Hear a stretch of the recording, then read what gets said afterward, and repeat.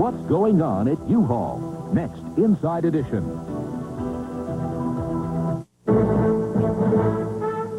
From ABC, this is World News Tonight with Peter Jennings. Reporting tonight from London, the site of the Economic Summit meeting. Good evening. Here in London today, the 7 most powerful industrial democracies in the world prepared to agree on the easy issues and stay away from the tough ones. At this 17th Economic Summit, the economic differences among the U.S., Canada, Western Europe, and Japan are just too tough to be resolved, especially with national elections in the not-too-distant future. On top of that, this summit is distracted by the arrival here tomorrow of the Soviet Union's master politician Mikhail Gorbachev in search of help. We begin with our White House correspondent, Rick Hume. Elvis, good morning.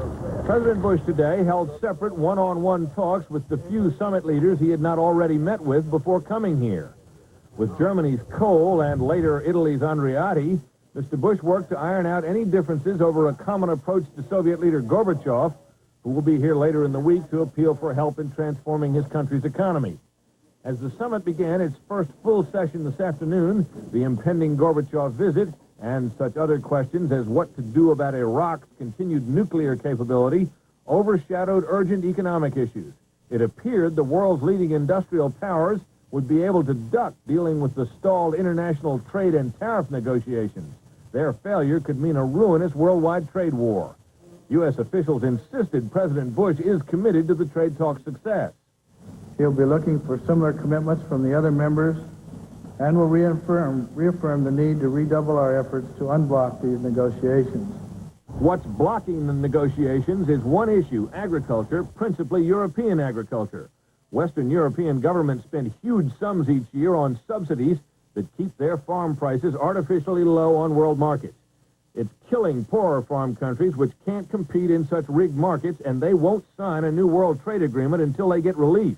Last year at the Houston Economic Summit, Mr. Bush made agriculture and trade his top priorities. His hard-nosed trade negotiator, Carla Hills, was everywhere in evidence pushing for a deal. This year, she isn't even here, even though the official deadline for the talks expired in December. The president had to fight to get his negotiating authority for the trade talks, what's called fast track, renewed by Congress. But the U.S. delegation, despite its words, seems in no fighting mood here. I think the fact that the president expended an enormous amount of political capital on getting the fast-track legislation through indicates that the United States is here ready to go. Ready to go means the U.S. would take a trade deal if one came, but the administration is in no hurry. U.S. farmers and other interests get subsidies too, and a trade agreement would cut them, triggering a political storm in Congress just in time for next year's election. Rick Hume, ABC News, London. It has become very clear over the last several months just how deeply determined, some would argue desperate, Mikhail Gorbachev was to be included in this summit meeting. If he can plug the Soviet Union into Western economic prosperity, he may be able to stop the Soviet Union from sliding into further economic and political chaos. The 7 leaders here have seen the latest Gorbachev ideas for economic reform, and they think he still hasn't got it. Here's our Moscow Bureau Chief, Jim Laurie. The disappointment with what is known so far of Gorbachev's plans was reflected by a cautious French President Mitterrand, who noted many difficulties in giving aid to Moscow.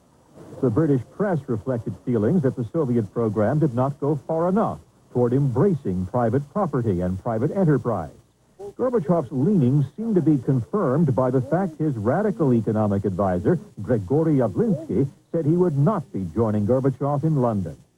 Harvard economists who worked with Yavlinsky on a comprehensive reform package fear Gorbachev will stick to a conservative program. There is nothing coherent in this program, and there is no very definite move to the market in a way that will prevent the further collapse of the economy. Amid the doubts, Gorbachev's spokesman played down expectations, saying just being invited here was a great achievement. And no one, he said, ever expected Gorbachev would go home with his black ZIL limousine stuffed with cash. Maybe not, but the Soviets did and still do want more than they're likely to get here. The promise of technical advice on just how to take radical economic steps if they really want to.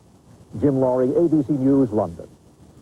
Here in London, hopes are running high that a Soviet-American treaty on reducing strategic nuclear arms is just one hurdle away, even though the single remaining hurdle is how to deal with a new Soviet missile.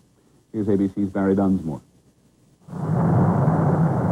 It is the next generation of these long-range missiles which have become the problem. ABC News has been told by administration officials that the last stumbling block to the treaty to cut such weapons is a new type of Soviet missile which is very close to production. The problem is that the payload of the new missile slightly exceeds one of the limits negotiated this weekend in Washington. This is a particularly difficult question because while it's technical in nature, it goes to the political issue of future missile development and construction. If Gorbachev gives in, he will have to order his military to scrap or make major modifications on the new missile system. Not only will this be very expensive, but it could further antagonize the top Soviet military who feel they have already been forced to accept too many concessions. If Mr. Bush decides to give the Soviets enough leeway to build their new missile, he will upset some of his military experts and the Republican Party's right wing. That could make Senate ratification of the treaty difficult. To put it as politely as possible, the Soviets are cheats and liars and scoundrels. Presidents Bush and Gorbachev could make a deal when they meet on Wednesday, but the Soviets have especially not wanted to finish the treaty here for fear that people would say Gorbachev was selling out on arms control to get Western economic aid.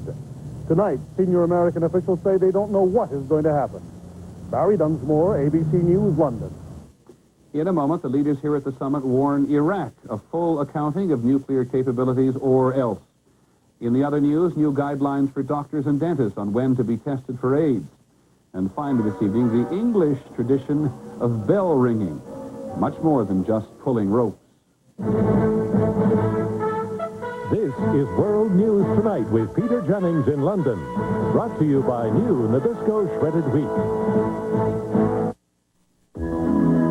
We've just found a way to make Nabisco spoon-sized shredded wheat even better. Every shredded wheat biscuit is now toastier and crispier because each is toasted through and through. It's almost like we let each little biscuit have its very own great day in the sun. Wake up to Nabisco shredded wheat. It tastes like it's sun-toasted. What?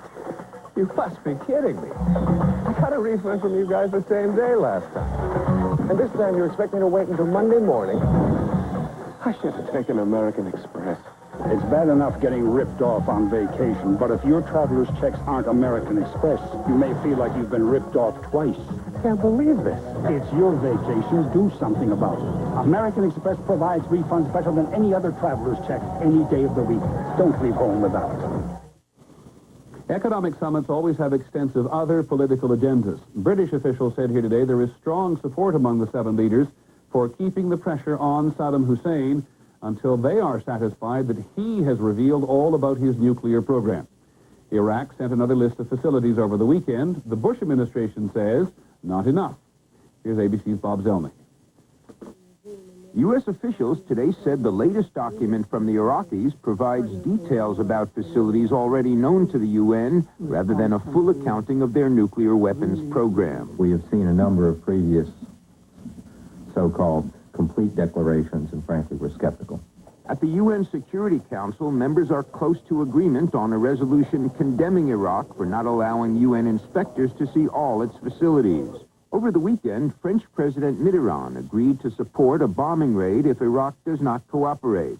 Today, the British agreed. One way or another, we are going to prevent Iraq becoming a nuclear power.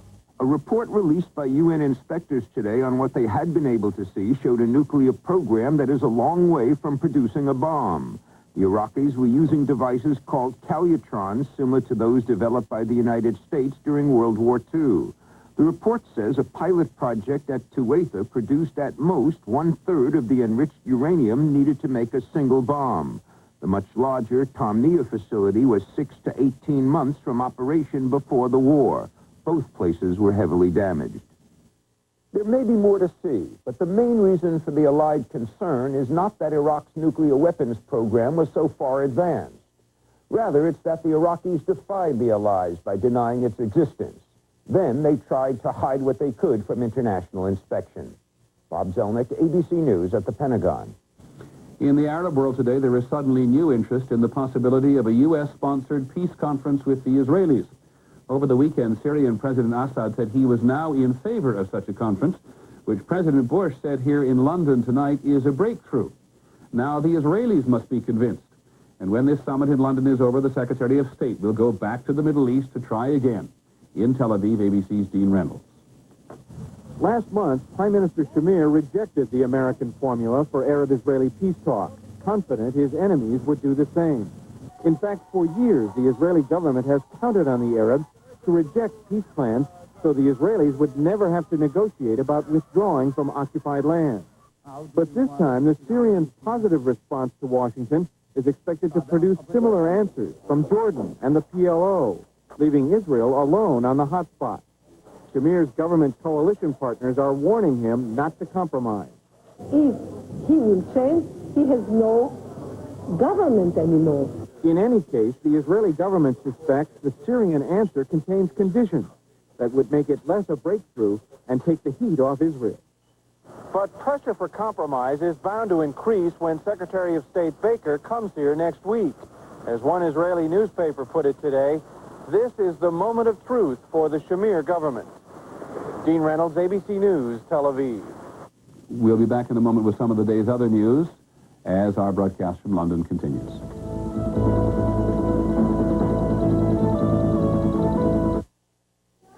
Sometimes I feel like I'm being pulled in a dozen different directions at once. I can't slow down. That's not an option. Stress, poor diet, irregularity. And that made me grouchy.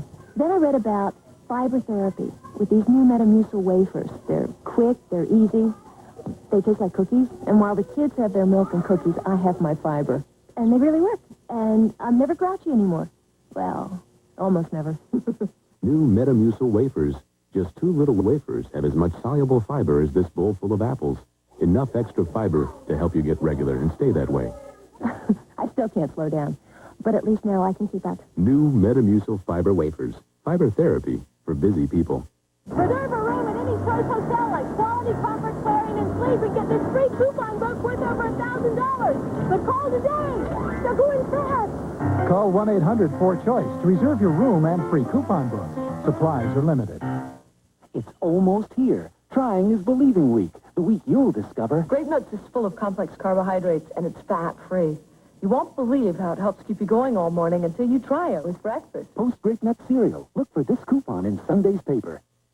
It's not just a car, it's your freedom. When I put on GM Goodwrench shocks, I don't guarantee the parts, I guarantee the parts and the labor.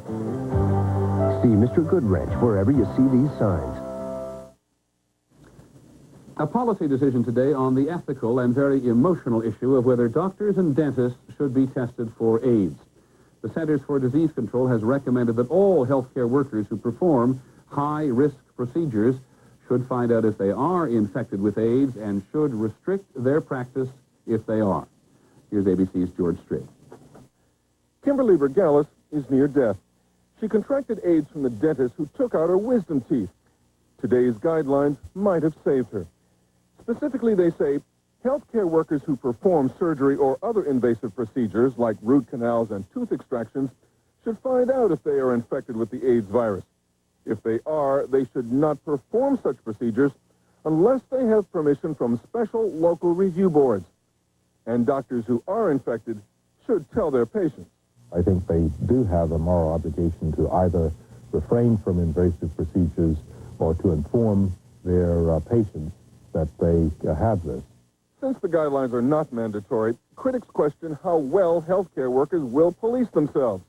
But even if the profession is not vigilant, others are likely to be. The malpractice and insurance consequences for not monitoring and not disclosing are going to be so significant in terms of liability that there's not an institution in the country that's going to let anybody near the surgical suite without being tested. The guidelines do not apply to the vast majority of healthcare workers because most don't perform invasive procedures like surgery. But given the charged atmosphere surrounding this issue, public health officials say if a patient asks, healthcare workers should be prepared to tell whether or not they are infected with the AIDS virus. George Strait, ABC News, Washington. Two very influential institutions in the banking industry are about to become one. Chemical Bank and Manufacturers Hanover are going to merge to create the second largest bank in the U.S. Together, they will be very powerful. But several thousand employees will lose their jobs. Here's ABC's Stephen Ogg. It would be the biggest bank merger in history. The combination of Chemical Bank and Manufacturers Hanover would take business now done by two banks and have it done by one at lower cost. The big cost savings are fewer people and less real estate and the hardware that goes into the real estate. And it amounts to several $100 million a year. $650 million to be exact, according to the bankers. And much of those savings would come from closing branches and firing 6,200 workers, about 14% of the workforce. Employees are worried. The woman literally is crying upstairs because she's just very terrified. She has two kids and she just doesn't know what to do. And I mean, like I'm a single mother, so I am kind of scared. In fact, for bank employees nationwide, things are going to get worse. There are going to be lots more mergers like this in the future. This is a harbinger of things to come. Some observers say if the chemical manufacturers merger is approved by government regulators, it could open the floodgates to more mergers. One result may be creation of America's first truly nationwide bank with a lot fewer employees. Stephen Ogg, ABC News, New York. On Wall Street today, both Chemical and Manufacturers Hanover stocks were sharply higher. Overall, the Dow Jones Industrials gained nearly 10 points to close at 2990, and the trading was moderate. Like the banks, many big insurance companies are still being squeezed. Today, the nation's largest, rather the 18th largest insurer, Mutual Benefit Life, asked the state of New Jersey to take over the company temporarily to prevent it from going broke. Here's ABC's John McKenzie. Based in Newark, Mutual Benefit Life has more than $13 billion in assets and 400,000 policyholders across the country. Today, some of them trying to get their money out. Joseph O'Shaughnessy came all the way from Tennessee, hoping to cash in a $16,000 policy. We drove up from Chattanooga, and they told us there'll be no more checks issued today. There were no checks were all stopped as of Friday at 1 p.m. The state takeover plan would not allow people to cash in their policies or borrow against them, but would honor all death, health, and medical claims. Mutual Benefit Life, considered one of the most conservative insurance companies in the country, got into trouble when it pumped as much as 38% of its assets into real estate during the mid-1980s, before real estate turned sour. The takeover is intended to keep Mutual Benefit solvent by preventing a large outflow of cash while it reorganizes. But it also raises more questions about the stability of the insurance industry. I think what we've got is a series of isolated troubles, but not an overall industry problem. Still, the problems at Mutual Benefit would likely increase calls for federal regulation, including restrictions on just what investments insurance companies can make. John McKenzie, ABC News, New York. We'll have more from the summit meeting when our broadcast from London continues.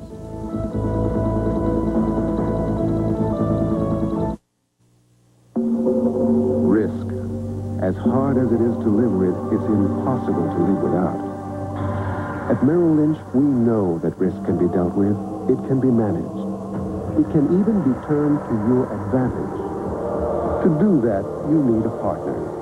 A partner who understands it and can help you turn a world of risk into a world of opportunity.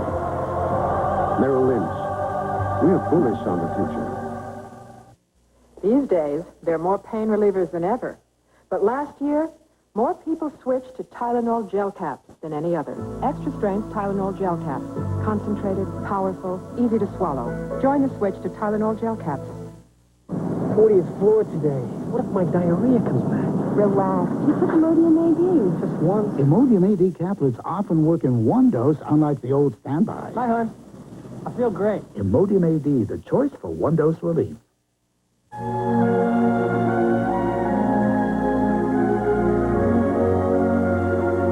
After years of intense work, Lexus is ready to celebrate. Because even at the equivalent of 145 miles per hour,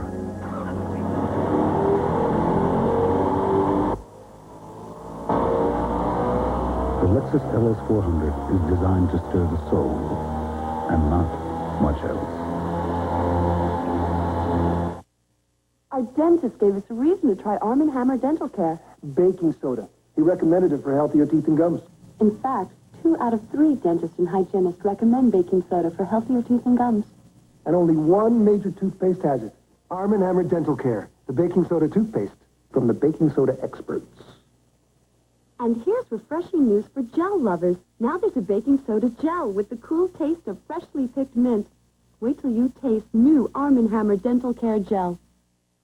The London summit once again and the future of American leadership. If George Bush had walked in here right after the war in the Persian Gulf, he would have been treated like a conquering hero. Today, with so much still unresolved in the Middle East and so many obvious economic differences among members of this democratic alliance, does the U.S. have the economic muscle to have its way? The short answer is no. And the future is not certain. To pay for the war in the Gulf, the United States needed more than $50 billion in financial assistance from other nations. A sign for some that the U.S. will find it increasingly difficult to act on its own. Your sense for competition internationally is lacking. I think the Gulf crisis and the war showed that American technology can do a lot, but you have to transfer your capabilities into the civilian sector in order to compete with the rest of the world. There are trends which support this view. The Washington-based Council on Competitiveness said last week that among the summit nations, the U.S. was dead last investing in new factories and equipment, which makes it more difficult to compete in overseas markets. In 10 years, the Council finds America has lost the lead in 1/3 of the technologies that are critical for tomorrow's economy. This country over the last decade has been remarkably short-sighted on economic issues. We have a policy of spending today and not particularly worrying about where the money is going to come from, borrowing from the future, in effect. For all of its military power and the genuine goodwill for American global leadership, there is no expectation that the U.S. can any longer have the stage to itself. No, I don't think the United States will ever get what it wants politically, because although it's the dominant power, it's not able to influence quite a lot of areas of the world. Even among those Americans who believe the U.S. must not be isolationist, there is increasingly heard an appeal to make America stronger at home, or it will become increasingly weak abroad. It needs to strengthen our human capital, which is to improve our educational system. 2, we need to save a lot more than we have in the past. And 3, we need to invest a lot more in industry and infrastructure. Without doing those 3 things, we will have a weaker economy as the 1990s progress, and our international influence will decline as well.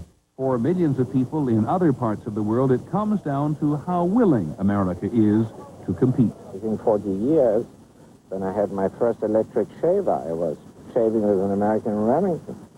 Nobody talks about Remington anymore in the rest of the world. An American president always gets the lion's share of public attention at these summit meetings. Still, the other leaders know that because the U.S. has not come to grips with its domestic problems, George Bush's international stature this time is less than meets the eye. We'll have our final report from London in just a moment.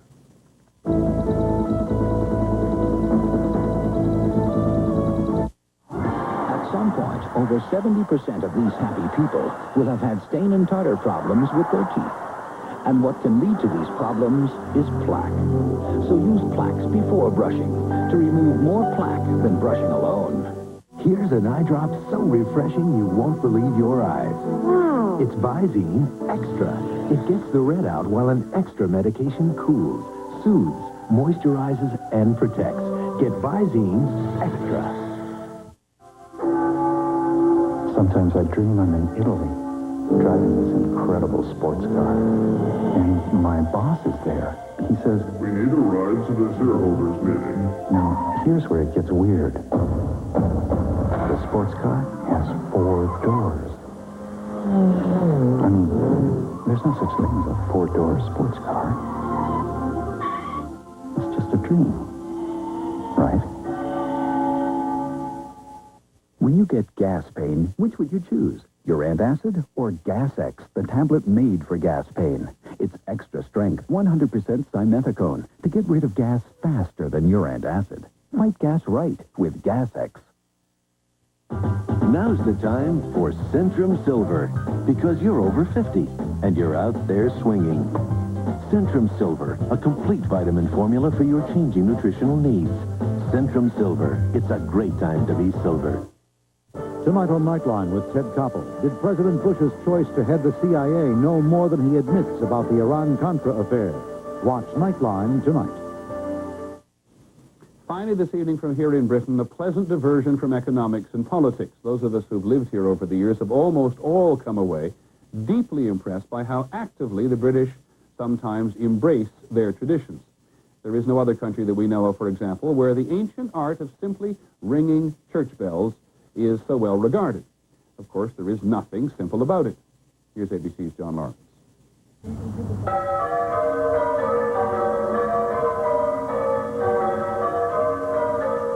In the English village of Pontesbury, the 6 bells of St. George's Church have been calling people to services for 450 years. They are part of the English tradition of bell ringing that dates back 1,000 years. 3 to 4. In Pontesbury today, young people are learning to keep the tradition alive. Church leaders want to add 2 new bells to the 6 they have, but it will be expensive. If the church comes up with the money, the new bells will be made here at the Whitechapel Bell Foundry in London, where they've been making bells, including Philadelphia's Liberty Bell, since the year 1570. Bells seem to strike a chord in the emotion of people which defies any reason. It's part of the fabric and sound of England, and people just expect that sound to be there.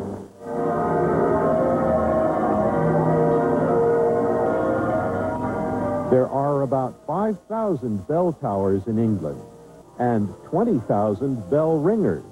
These are among the best.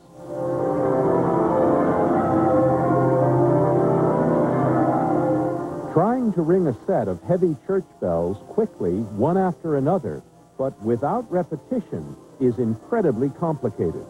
You start with 1, 2, 3, 4, 5, 6. You then change the 3 pairs of bells, which gives you 3, 2. No, it doesn't. It gives you 2, 1, 4, 3, 6, 5. Sometimes they ring for hours without repeating themselves. We all look really solemn when we're ringing. We don't smile very often, but it is fun. And when you've done it, when you've completed what you set out to do, it's just a wonderful sense of achievement. In a country where history and tradition are held in the highest esteem, bell ringers are a living part of one of England's oldest customs. John Lawrence, ABC News, London. That's our report on World News Tonight. I'm Peter Jennings. Good night from London.